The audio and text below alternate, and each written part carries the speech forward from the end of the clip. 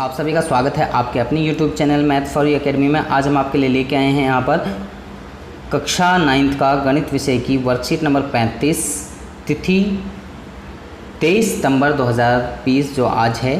प्रायोगिक प्रायिकता यानी कि प्रोबेबिलिटी चैप्टर नंबर 15 में वो बेसिक्स चीज़ें आपको नहीं आती हैं तो सबसे पहले वो बेसिक चीज़ें आप सीखिए और उनके लिए आपको क्या करना होगा कि उन वीडियोस को वॉच करना होगा यानी कि देखना होगा। तो उनका लिंक हम डिस्क्रिप्शन में आपको दे देंगे और उनको आप वहां जाकर आराम से देख सकते हैं।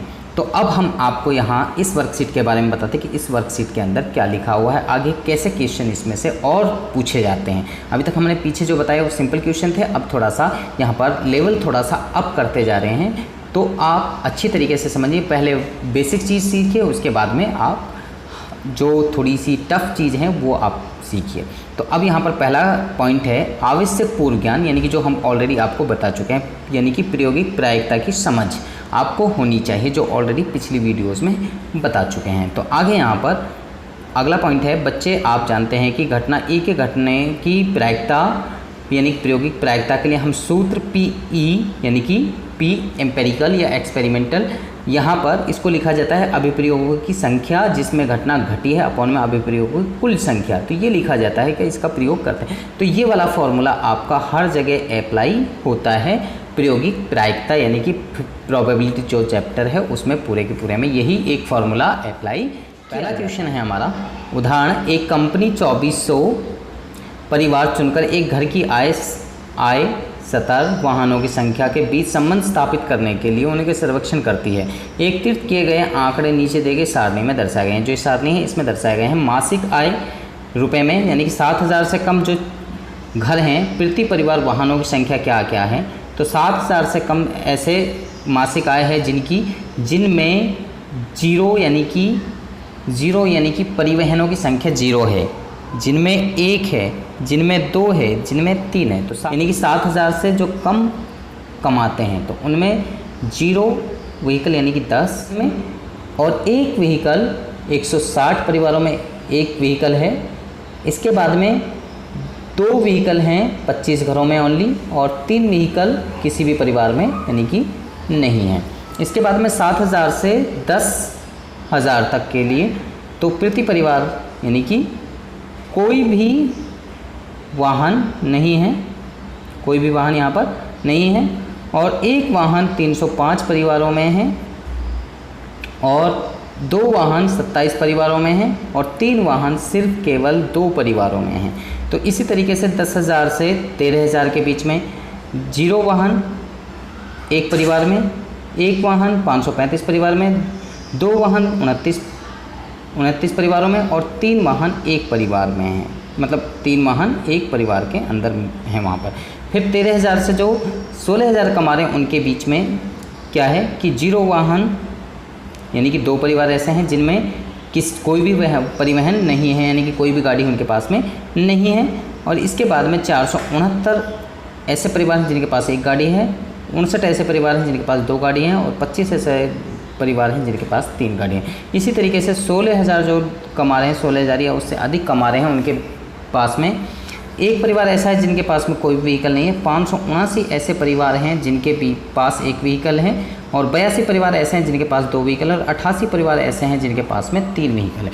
तो ये सारणी आपके अच्छी तरीके से समझ में आ गई जैसे हमने अभी आपको बताया है। इसके बाद में मान लीजिए कि एक परिवार चुना गया हुआ, प्रायिकता ज्ञात कीजिए कि चुने गए परिवार की आय 10,000 से 13,000। तो 10,000 से 13,000 ये वाला पॉइंट आप देखेंगे तो इसमें क्या पूछा गया है कि अंतराल में उसके पास केवल 2 वाहन हैं। तो इसमें केवल 2 वाहन, तो इसमें केवल 2 वाहन की बात कर रहे हैं, 10,000 से 13,000 के बीच में। तो ये वाला परिवार, तो इसमें 2 वाहन ओनली 29 ऐसे हैं जिनमें 2 वाहन हैं, और टोटल परिवार कितने हैं? टोटल परिवार हैं 2400। तो यहाँ पर जब इसकी प्रायिकता निकालेंगे तो PE1 यानी कि जिसमें 2 ही केवल वाहन है 10,000 से लेके 13,000 के बीच में, तो उन परिवारों की संख्या जो घटना E1 को संतुष्टि या पूरा करती है, तो बटे में कुल परिवारों की संख्या, तो 29 बटे में 2400। तो ये इस तरीके से इसको अगर करता है तो हमें काट देना, नहीं करता तो छोड़ देना है। तो ये हमारा आंसर हो गया 29 बटे 2400। अगला दूसरा क्वेश्चन है आय प्रति माह 16,000 या उससे अधिक उसके पास केवल एक वाहन है, तो 16,000 वाले की बात कर रहे हैं, तो यहाँ केवल एक वाहन है, तो ये 579 ऐसे परिवार हैं जिनके पास एक व्हीकल है, तो ये 579 ऊपर आ जाएगा, 2400 नीचे आ जाएगा, तो 193 बटे में 800। तो इस तरीके से इसको सिंप्लीफाई किया जाएगा। तो अगला यहाँ पर तीसरा क्वेश्चन है हमारा 7,000 से प्रति माह से कम या उसके पास कोई वाहन नहीं। 7,000 प्रति माह से कम, तो 7,000 प्रति माह से कम की बात कर रहे हैं, तो 7,000 प्रति माह, तो 7,000 प्रति माह ये इसमें कोई भी वाहन नहीं, तो यानी कि 10 परिवार ऐसे हैं जिनके पास में कोई भी वाहन नहीं है। तो 10 परिवार ऊपर आ गए, 2400 टोटल परिवार हैं, तो नीचे 2400, तो इससे काट दिए तो 1 बटे में 240 हमारा बच गया। तो इसके बाद में यहाँ पर अगला क्वेश्चन है हमारा ये 13,000 से 16,000 के बीच में है। तो यहाँ पर 2 से अधिक वाहनों की बात की जा रही है 13 से 16 में, तो 2 से अधिक यानी कि 25 परिवार हैं, तो 25 ऊपर आ गया और 2400 नीचे आ गया, तो इसको काटने के बाद में 1 बटे में 96 यह आ गया। तो क्वेश्चन है जिसके पास एक से अधिक वाहन नहीं है, जिसके पास एक से अधिक वाहन नहीं है, एक से अधिक वाहन नहीं है। एक से अधिक का मतलब यानी कि जिसके पास एक तो है, एक से अधिक वाहन नहीं है, तो यानी कि ये सारे के सारे टोटल हो जाएंगे, इनको छोड़ के ये जो है बाकी बच जाएंगे, तो ये अधिक वाहन नहीं होंगे, तो इनको टोटल कर लें, तो ये सारा का सारा एक से अधिक वाहन नहीं है, यानी कि 0 और 1, तो इन सबको यहाँ पर टोटल करके दिखा दिए, तो ये हो गया 2062, 10 0 1 2 1। इसके बाद में 160, 305, 535, 469 और 579, इन सबको जोड़ने के बाद में 2062 हमारा ये आंसर इसका ये वाला आ गया। इसके बाद में अब यहाँ पर क्या निकालना है, E5 निकालना, PE5, तो यहाँ पर 2062 ये ऊपर हो गया और 2400 नीचे, तो यानी कि 1031 बटे में 1200, तो ये हमारी ये इसकी प्रायिकता हो गई। तो अगला दूसरा क्वेश्चन किस तरीके से सिंप्लीफाई करना है, अगले क्वेश्चन में क्या लिखा हुआ है आप देख सकते हैं। बीजों के 5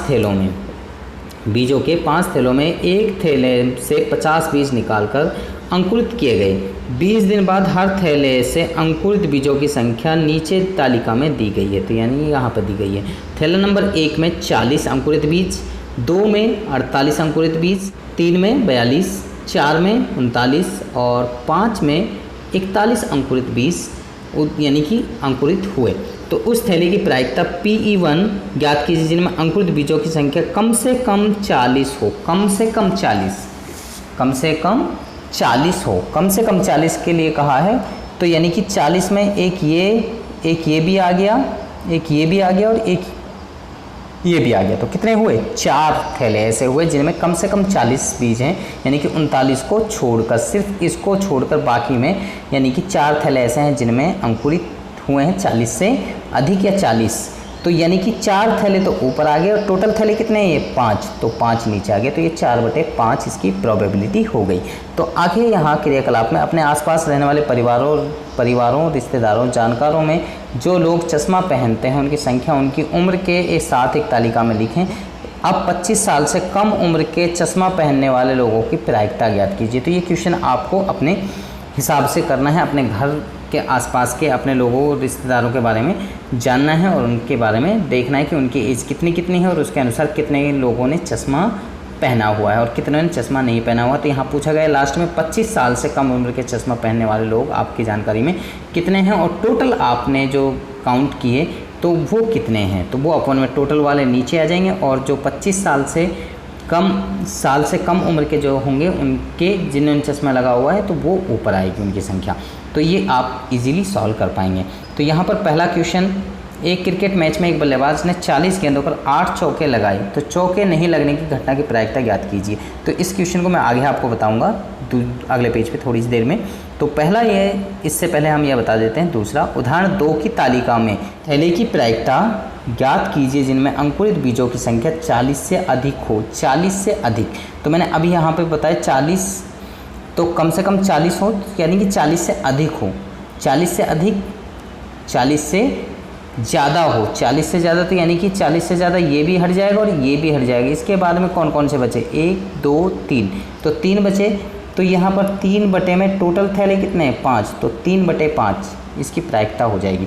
अब यहाँ कह रहे हैं कि दूसरे क्वेश्चन में 49 हो, 49 तो इनमें कहीं से कहीं तक भी किसी में भी नहीं है, तो इसलिए उसकी प्रोबेबिलिटी क्या होगी 0 में टोटल थैले कितने हैं 5, तो ये 0/5 यानी कि इसका सेकंड वाले का क्वेश्चन का आंसर, और ये 3/5 इस सेकंड, ये सेकंड का फर्स्ट का क्वेश्चन का आंसर, तो 3/5 इसका हो गया। तो इस तरीके से इसको सिंप्लीफाई कर सकते हैं। अब ये फर्स्ट वाला क्वेश्चन किस तरीके से करना है तो मैं आपको यहाँ पर बता देता हूँ।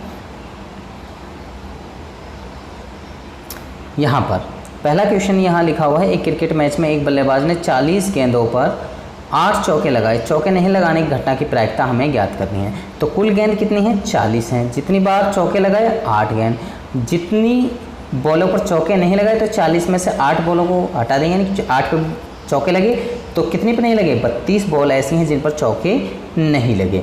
तो आगे यहाँ